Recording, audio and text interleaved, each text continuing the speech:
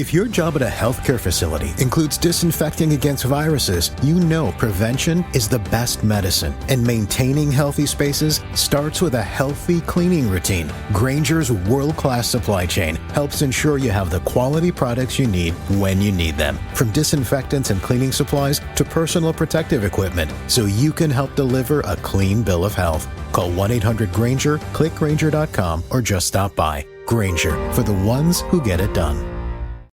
Good day and welcome to Predators Proclivity, the podcast where we look at data from the season for the NHL Nashville Predators and make comments upon it. I am your host, Preston Proctor, and it is a stormy day here in Nashville. Predators probably a little lucky the game is in Dallas tonight. And that they didn't play last night. Oh, my gosh. Weather last night, the tornado warnings went off like between 2:30 and 4:30.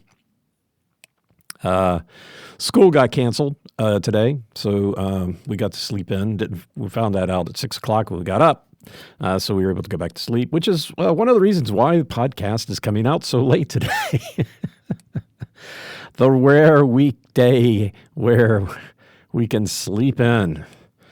Anyway, hope, I think I heard that there was injuries, at least one death from the weather last night.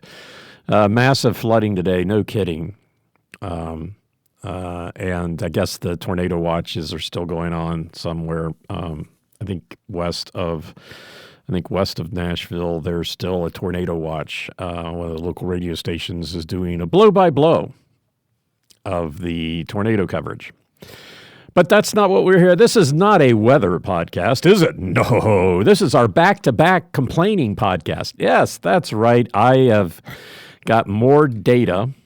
I went back and I haven't finished my analysis of it, but I've got the last 3 years of the data on 0 days between games, which is the back end of the back-to-backs. I'd love to have the other data just to kind of clean it up, because it only tells part of the story, and who they're playing to. So the interesting thing that I've seen so far in 3 years of data, the Eastern Conference gets 60% of the home games. Now they get 48% of the road games. They actually, in this last year, played 18 more games, 21 more home, 3 less away. And so far it's resulted in them getting 14 more points. This year, having a home game and the back end of your back-to-back has resulted in 40% more points.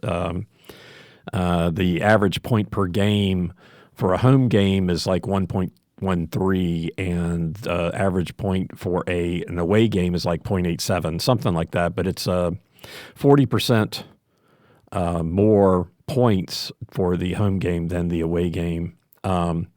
Now, the East has had 18 more games, resulting in 14 more points.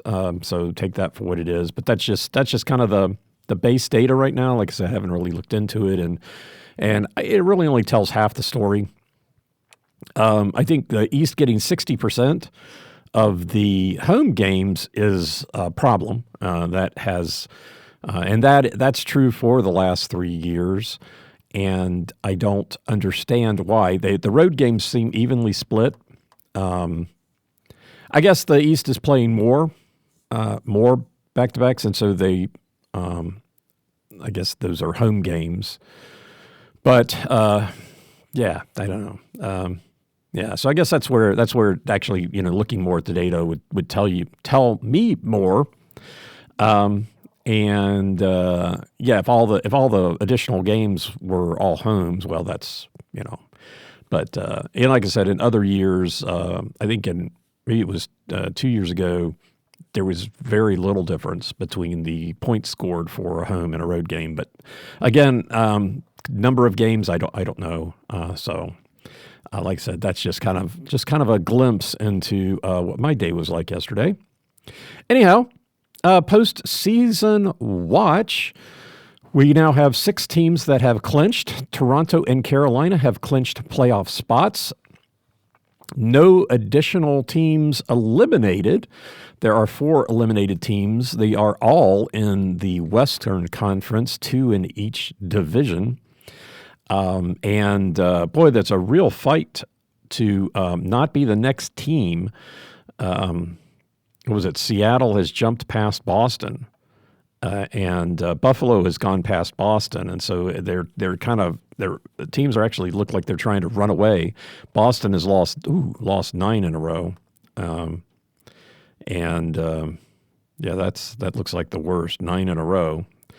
So they are probably in line for being eliminated. Like I said, I didn't really take a quick look at this, but let's do it now. They've got 69 points and 7 games left, so that's a maximum of 83 points. And Montreal is in the second wild card point spot at 79. So, it's coming.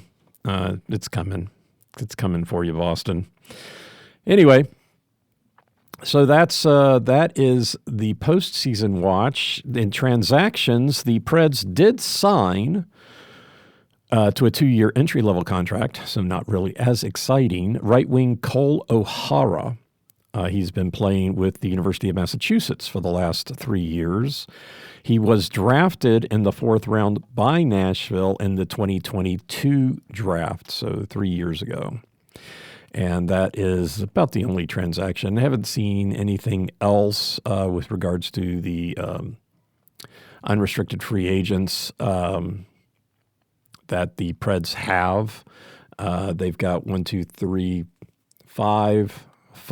unrestricted free agents and 3 unrestricted free agents group 6. That's where Mark Del Gaizo falls.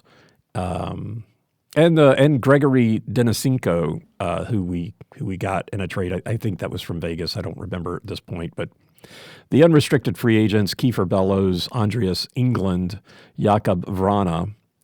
And then those are the ones that have played with the team. And then the ones that have not, Mark Friedman and Matthew Murray. Murray's a goaltender. So those are the 5 unrestricted free agents. The other group 6 is Jake Livingstone. He's been called up. Friedman, Murray, Livingstone have all been called up, but haven't gotten any games. So I'm assuming that means they were on the practice squad or who knows what. Another one of those things I don't have a lot of insight into.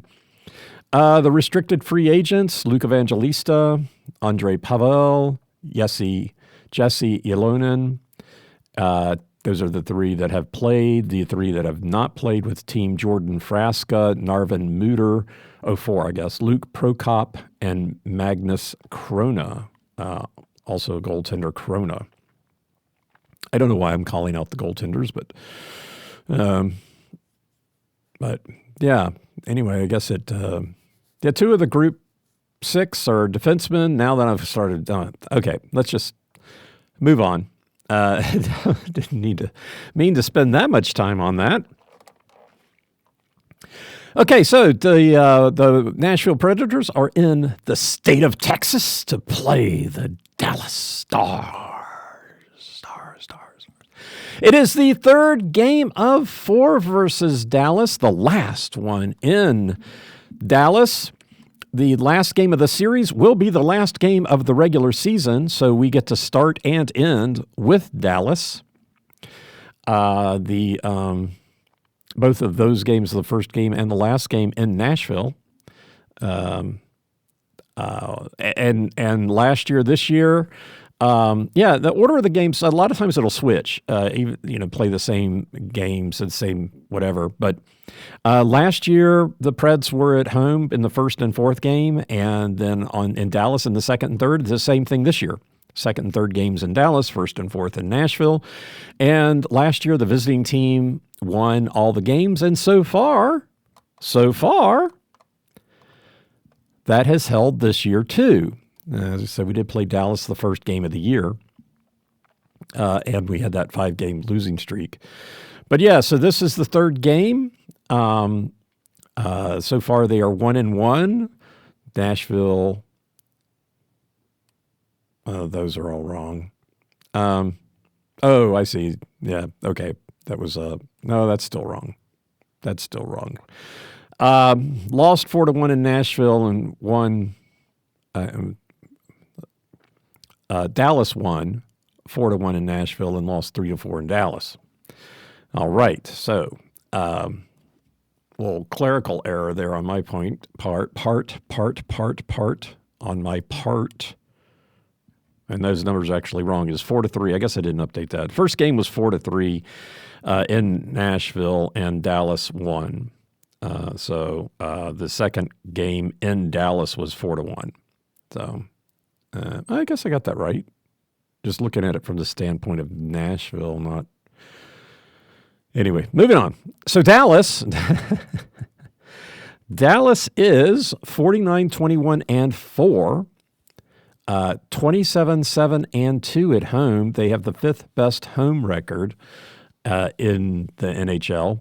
They are second in the Central Division with 102 points.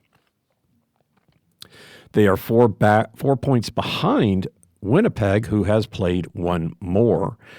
And then they are 8 points ahead of Colorado, who has played two more. 6 points ahead of Colorado, played two more. So that's so 6 points. Colorado has 6 games left, 6 points behind Dallas. I'd say Dallas is pretty much going to be, Colorado is pretty much going to be the third divisional team. They have a 7-point gap on the Minnesota Wild, and with 6 games left. They have 6 games left for Minnesota and St. Louis are 7 points back. They're tied at 89 points, with both teams with 6 points left, 6 points to go, 6 games to go. Minnesota does have the tiebreak between them and St. Louis with a 33 regulation wins to 30 for St. Louis. So Minnesota is currently back. I think they must have had an overtime loss because they've lost 3 in a row, and St. Louis was ahead of them. But Minnesota does have the tiebreaker there. Those two teams are also the two teams kind of leading the charge for the wild card spots in the West. The Calgary has pulled up over Vancouver and Utah, so they are 7 games behind St. Louis. They have 8 games left, so they have played 2 less games than St. Louis and Minnesota, and are 7 points behind them. So that that would take them to 86. So they are no longer in the driver's seat for a wild card spot, but they are the most likely team to get a wild card spot if one of those teams falters. So that's how that shakes out. But anyway, so Dallas has an outside shot at the President's Cup. Washington has 105 points, and they played 75 games, so they played 1 less. They are 1 point behind Winnipeg. So that's still kind of a toss-up. It's still kind of a toss-up between Winnipeg and Washington. But Dallas, I hate that term, has entered the chat. Oh, my gosh. Not sure how that got to be a thing. There's some commercial that I see over and over again, just annoys the crap out of me. But they use that term. Anyway, all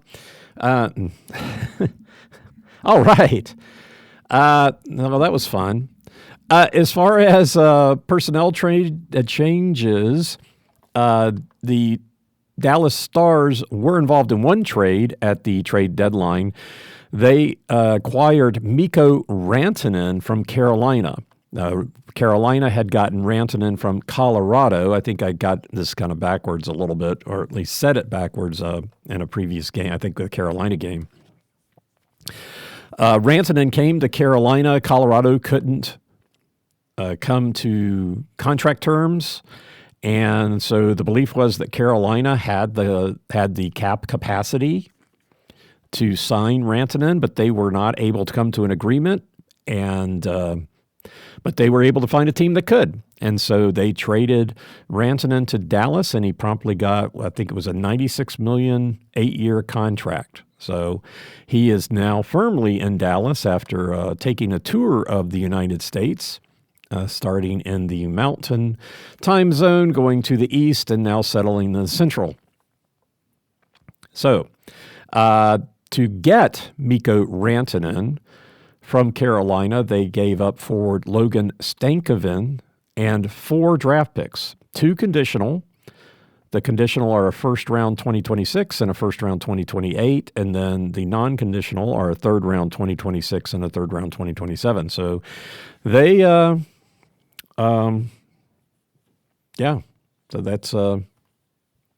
that's who they got. They do have 4 players injured. Doesn't seem to have held them back at all.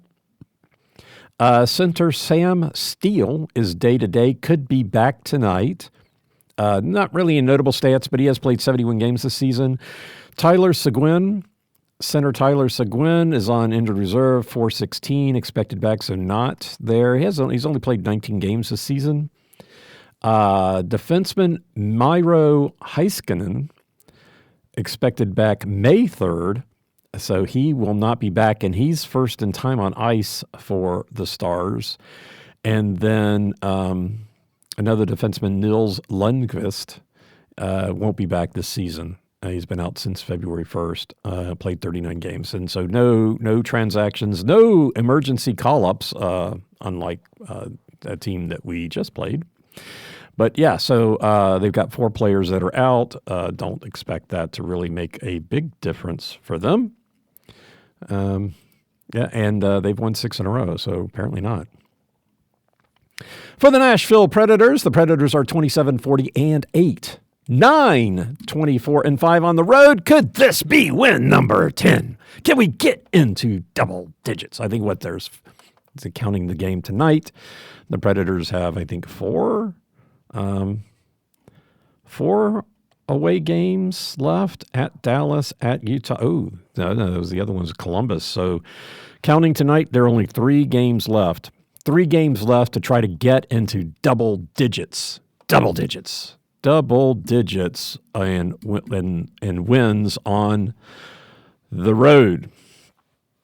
The Preds are comfortably in 7th place. Don't have to worry about old Chicago coming up and snapping 3rd place out of their hands. They're 10 points ahead of Chicago, even number of games played. So Chicago's got 7 games left. The Preds are 10 points ahead. All right, well, that's 14 points, but it's not. But as far as the Preds are 18 points behind Utah, and the Preds only have 7 games left, so that's a certainty now. Not going to overtake Utah. I can't do it. Done, dusted, call it a day. So the Preds have the 3rd worst record. They are now 7 points behind Boston. As I said, Boston has overtaken Buffalo, and or Buffalo and Seattle have overtaken Boston, which is interesting because Seattle has been eliminated from the playoffs, and they have they've got 70 points with 6 games left, and Boston has 1 less point with 7 games left. So anyway, that's the fun. That's the fun we can have when you can't have any fun. So tonight's game is the last of a 3-game road trip for the Predators. They are 0-2 on this road trip, losing 1-2 in Philadelphia and 4-8 in Columbus. Columbus. And Columbus hasn't quite pulled themselves up into Columbus has won in a row. They are 2 points out of a playoff spot. They have a game in hand on Montreal. Montreal is, and the Rangers are tied at 79 points. The Rangers have played one more than Montreal. And then Ottawa's at 84 points, 5 points ahead of Montreal. Montreal, who we meet Sunday. So we go from playing Dallas tonight to Montreal here. Sunday, that's right. We've got tickets to that game. The Habs, the Habitants. I'll cover that. Probably put the podcast out tomorrow about that game. The Habitants. That's why they're called the Habs.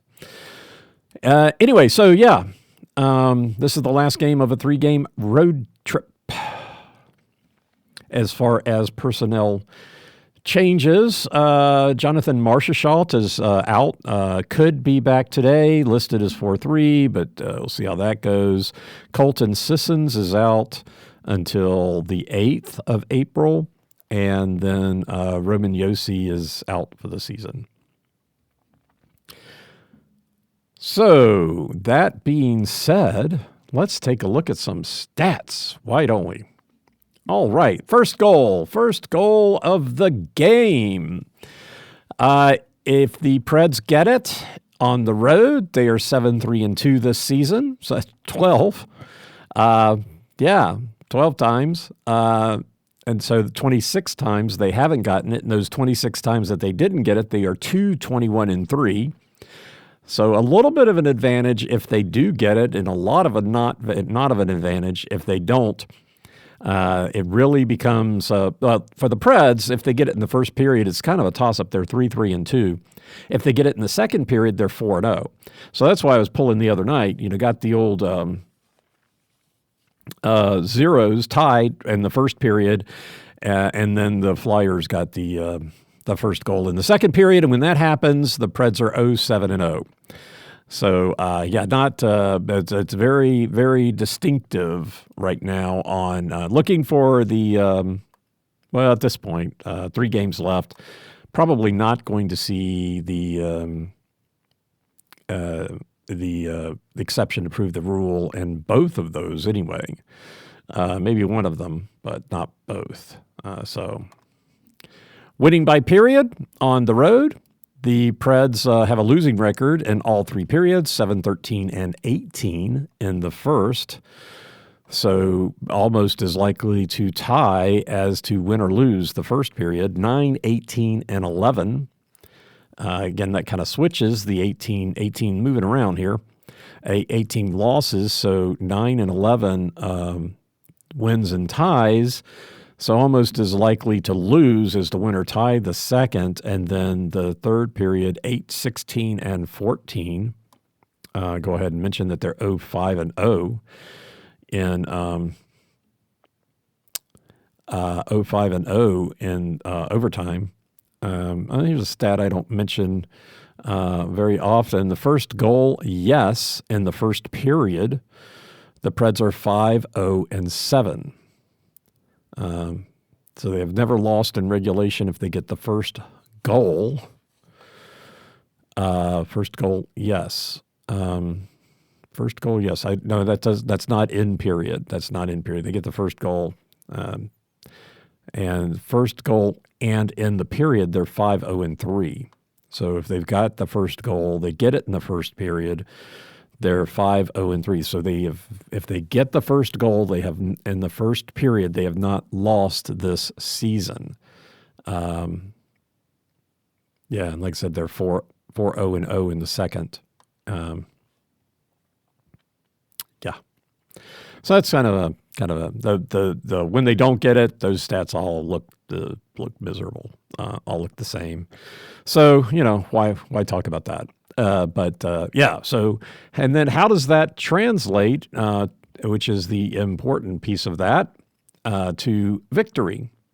And so on the road, that's right. That's where we get to this kind of my interesting stat. I like to see the Preds tie the first, win the second, and get the get the first goal in the second, that is the scenario that would lead to a win, or has led to a win. Not that many data points. If they win the first period, they are 3-4. So not winning the first period doesn't necessarily lead to victory. If they lose it, they're 1-12, and if they tie it, they're 5-13. So none of that sounds that great.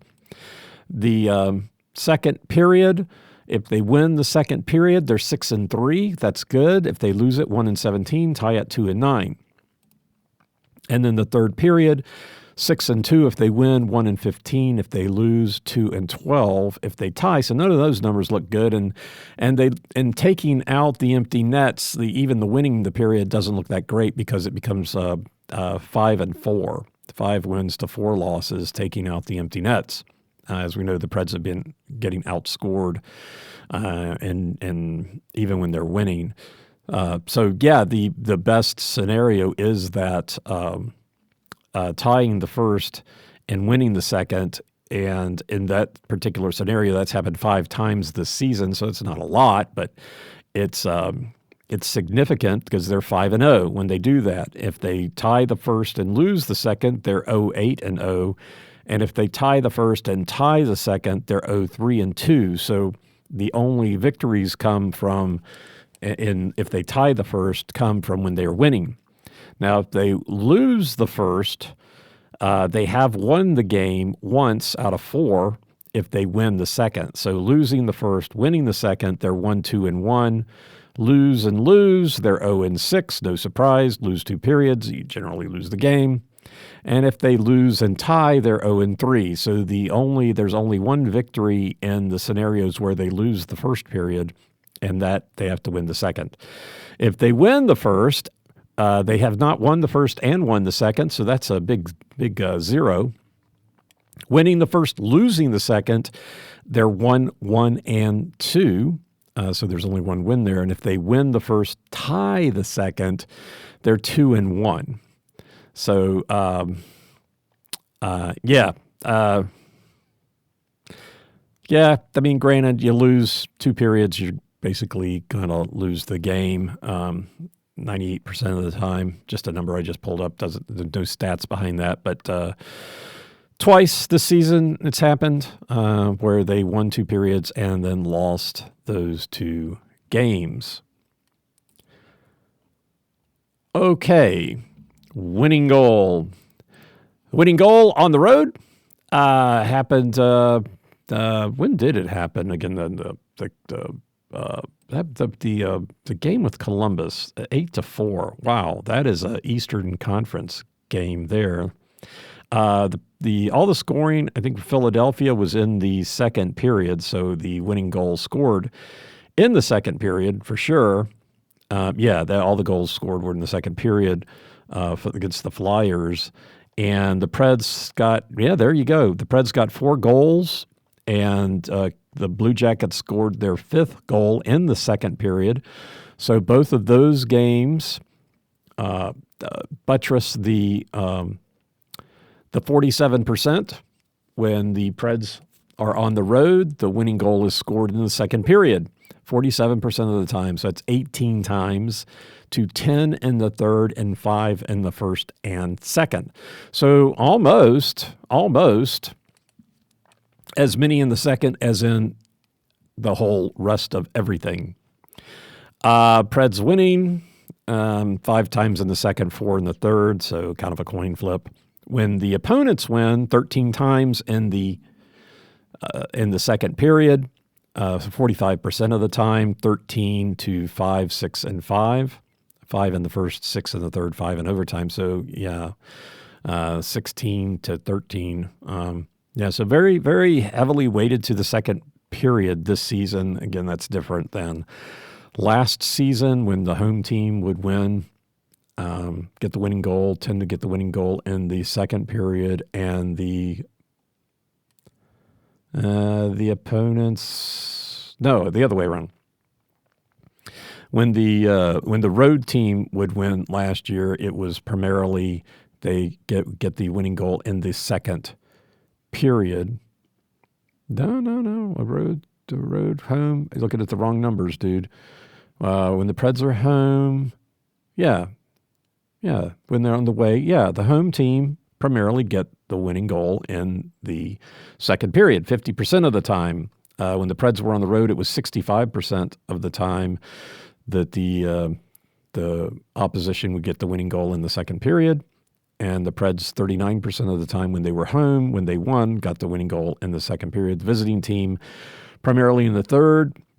Here in Nashville, if the road team won 44% of the time in the third period, and when the Preds were on the road, they could win 42% of the time in the third period. So it's definitely different this season. They kind of moved into the second period. The home team this year, 36% of the time getting the winning goal in the second period, 17 times to 12 in the third. So that's not a huge difference.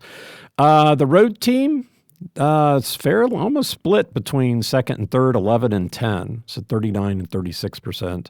The road team getting the winning goal in the second period has a slight advantage over the road team getting the winning goal in the third period. Goal scoring. Wow, so that's 8-4. Oof, man.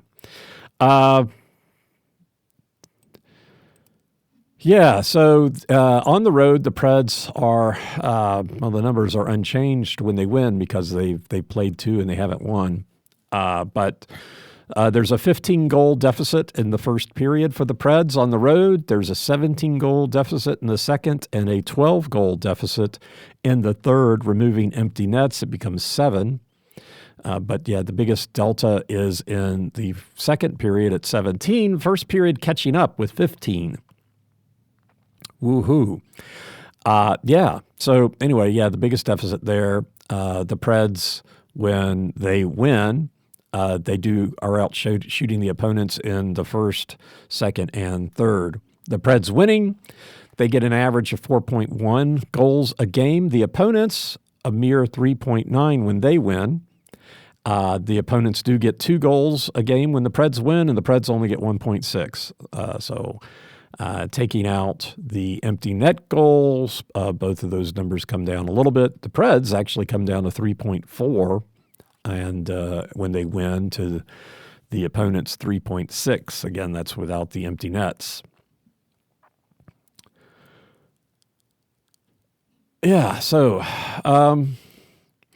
Special teams. The Preds are good in special teams. I was going to talk about that differently because the Dallas is a pretty good team. On the road, I will bring this up because I love that this is a good number. On the road, Nashville's best power play percentages is in the second period. They're 29%. They've gotten 12 goals on 42 opportunities. The opponents are also at 29%, 14 goals on 49 opportunities, and 7% in the first for the opponents, 3 on 44. 21% in the third, 7 on 34. The Preds anemic in the first and third, especially the third. They've had 3 more opportunities on the power play than in the second, and they've scored a third of the goals. So they've got 4 goals on 45 opportunities in the third, 3 goals in the first on 20 opportunities. So that's on the road. They seem to be able to do pretty good in the second period. And as far as defending, they're pretty good in the first. So the reason why, let me just skip down here a little bit. Dallas is first in the penalty kill. And the reason why I thought that was interesting is because the Preds have gotten a goal on power play. They got a goal in both of the previous games on the power play. That was 4 on 4. On 4 on 4, they got a goal, and then they got it just after. So that doesn't really count. But they did get a goal 4 on 4 in the last game. The Preds did get an empty net goal, and they did So this isn't as interesting as I thought it would be. Just forget I said that. Let's forget we just skipped that. Okay, let's look at the comparisons. I thought that would be more interesting than it turned out to be. The Nashville Predators, the Dallas Stars are 4th in the league in scoring, goals for, 30th in the league in goals against. So they have a pretty good delta there, 65 goals difference. They've scored 252 and given up 187, which is almost exactly the reverse of Nashville, who has only scored 189. So they've scored 2 more goals than Dallas has given up, and they've given up 245 goals, which is only 7 less than Dallas has scored. Dallas scoring is fairly even across the board, 77 in the first, 80 in the second, 88 in the third. And the Preds are fairly even, 56, 67, and 63, so no big spikes in that. 77 goals does put Dallas 4th in the league, scoring in the first period, not as rampant. So even though they score more goals in the second and third, they are lower, 8th and 9th, so it's nothing to sneeze at, but they are 4th in the league in scoring in the first. Goals scoring against them is also very even, 58, 68, and 59. So a little bit more in the second than the others. They are 31st in the league, next to last in being scored against in the third period. The Preds are one of the top teams giving up goals in the second period, which might lead to why there's such a bias in the second period. This year, there you go. So the Preds have given up 64 goals in the first, which is 17th in the league, so that's nothing to sneeze at. Pretty good. Only 6 more than Dallas.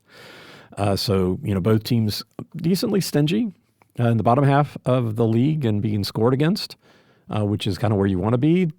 Dallas stays there, 22nd in the second period, that's 68. The Preds have given up 90 of their goals in the second period, which is 5th in the league, and then Taylor back moved back down to 83 in the third, which is 12th. So the second period is kind of a bugaboo. Penalty situations, Dallas is the top penalty kill team in the league, and Nashville is 12th, bouncing around that 10th position, depending on how many other teams have played, where they're at.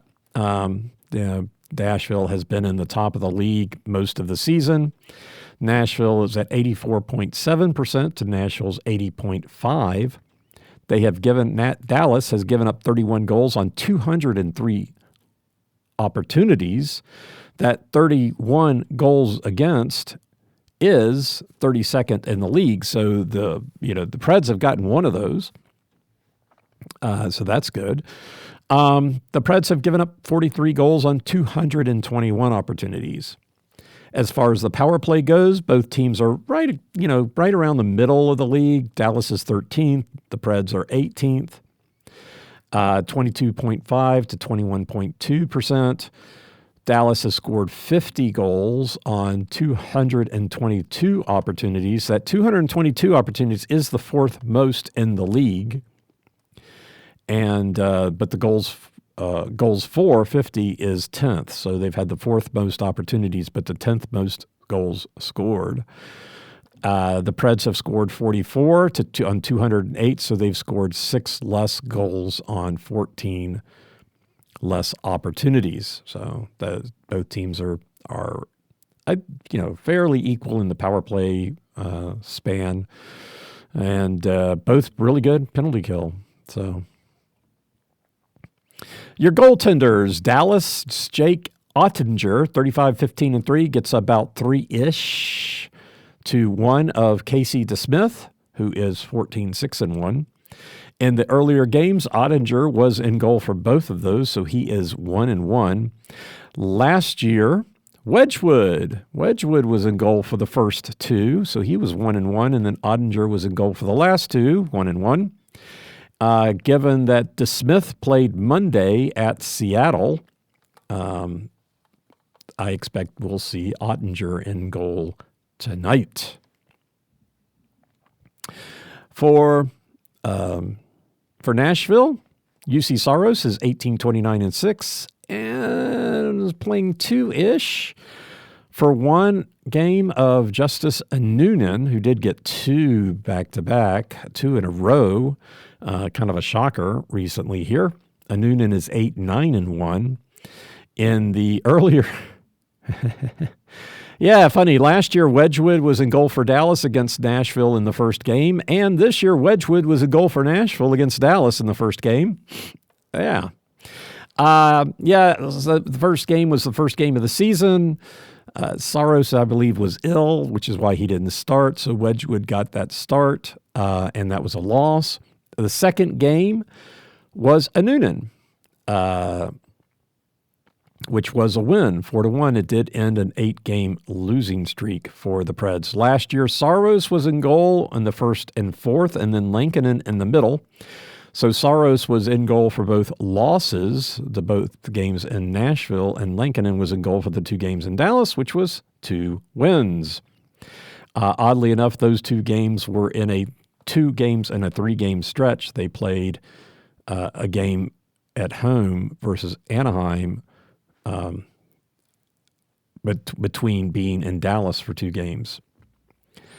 Saros was in goal. What? No, he wasn't. Yeah, that cut and paste error. Didn't cut.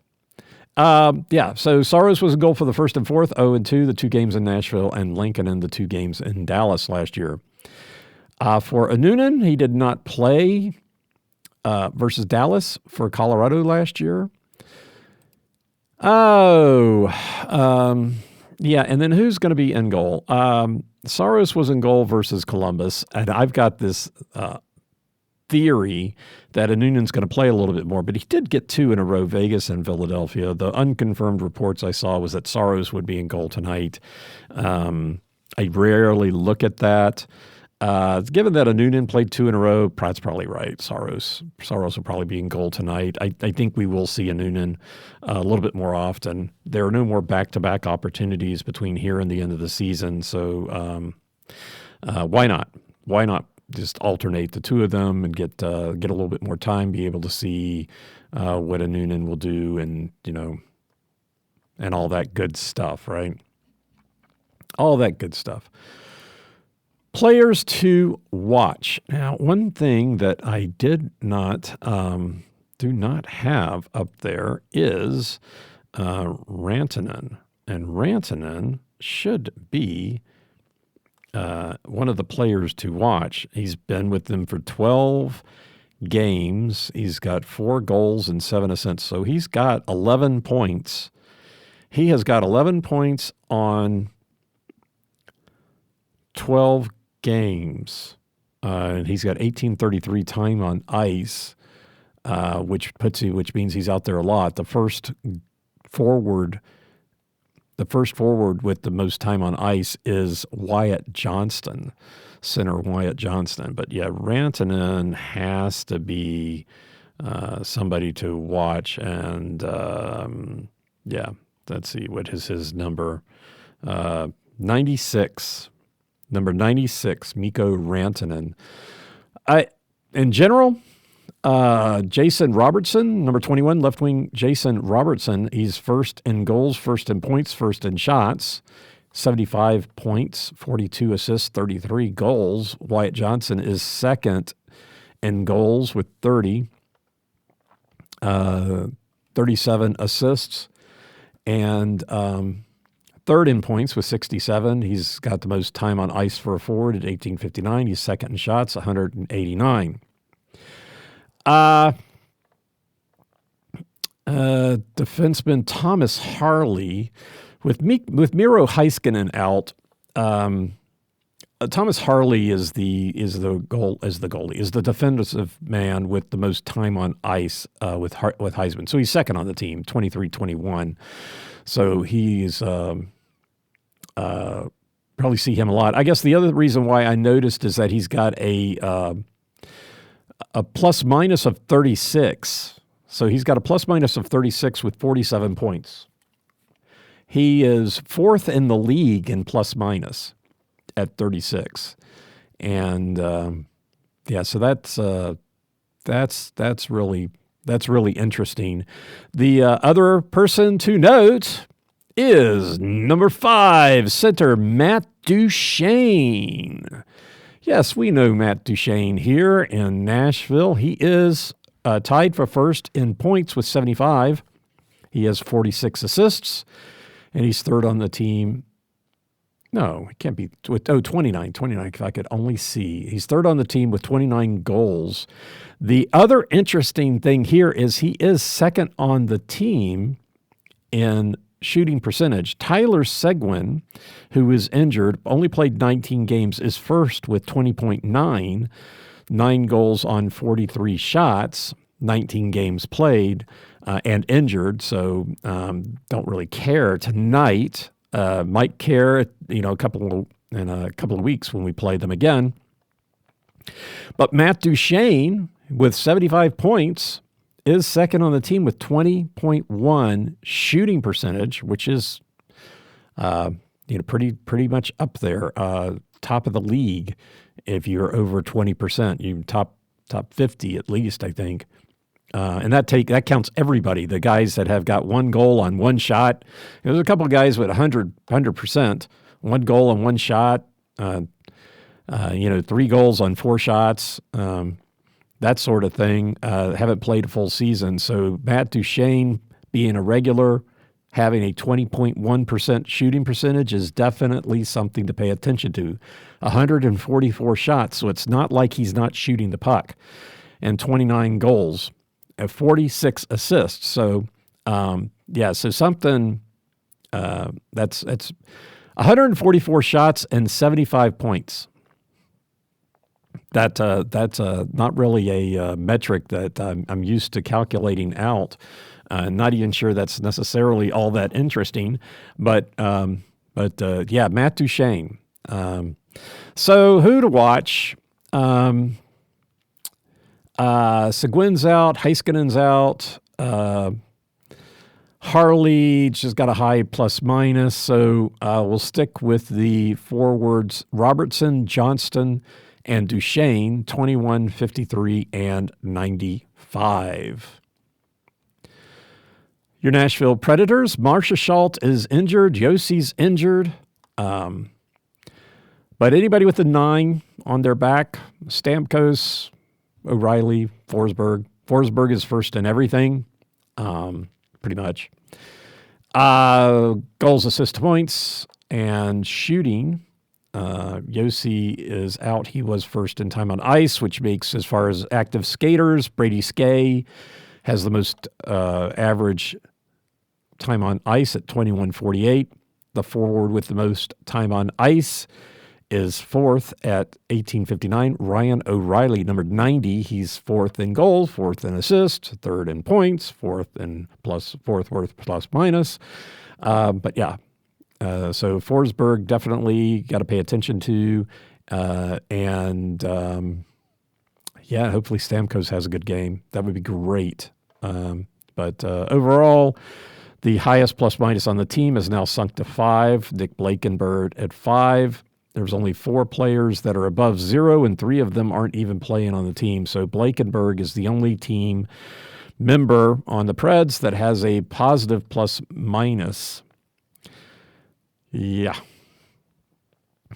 Yes, and Stamkos' plus minus, he's now worst on the team at 31, which is the 7th worst in the league.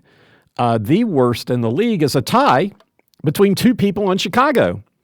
Connor Bedard and Tyler Bertuzzi are tied at minus 38. And so Stamkos is 7th in the league at minus 31. That's not a first we want. As far as momentum goes, Dallas is on a 6-game winning streak. Now I thought I had this written down somewhere, but and I guess I glossed over it, but they did just play 2 games in Seattle. I mean, talk about all the stuff I've been saying about the schedule this year. Saturday and Monday they played Seattle. 2 games. They won 5-1, 3-1. Part of that 6-game winning streak. They beat Philadelphia in overtime, then beat Minnesota, Edmonton, two teams that are in the playoff hunt. Edmonton's pretty much going to be a divisional seed. Calgary trying to get into the playoffs. Seattle, not so much.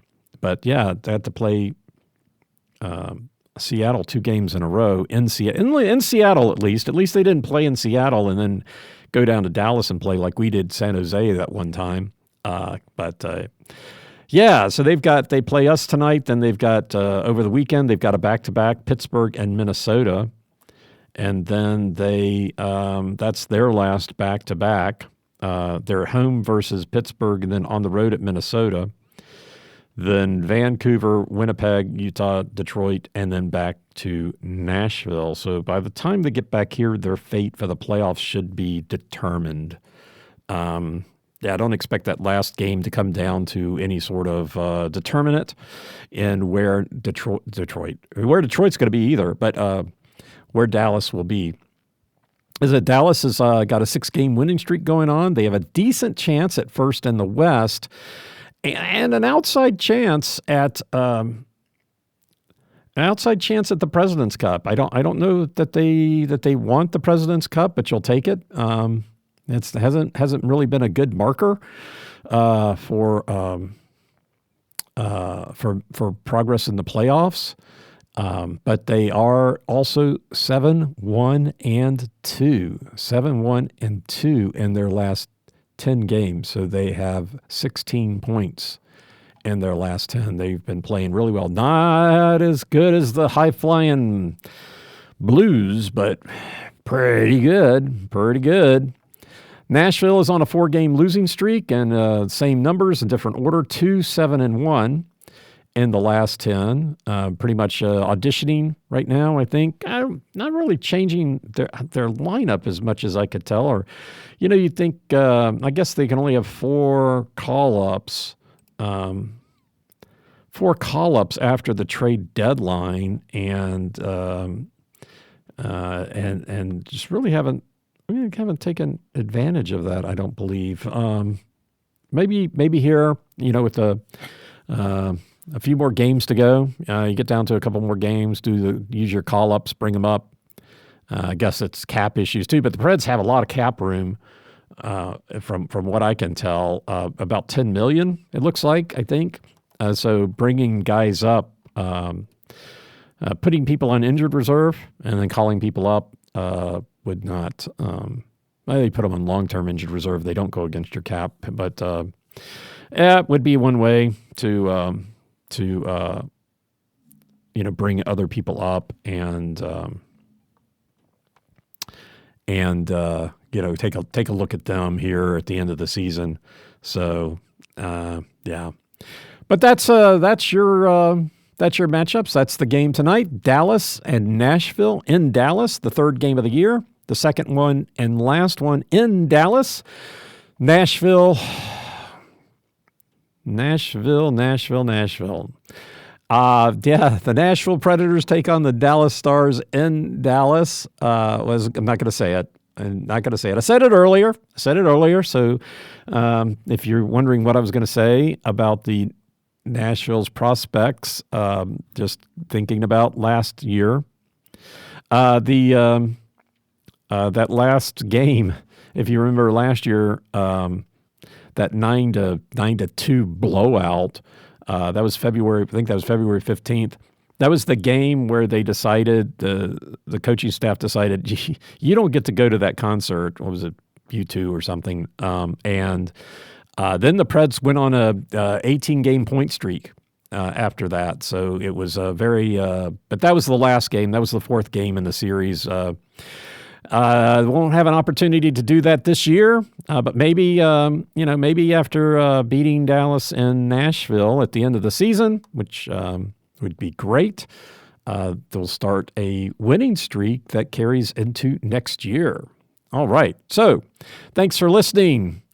I am Preston Proctor, and you've been listening to Predators Proclivity. Ba-ba-ba-ba.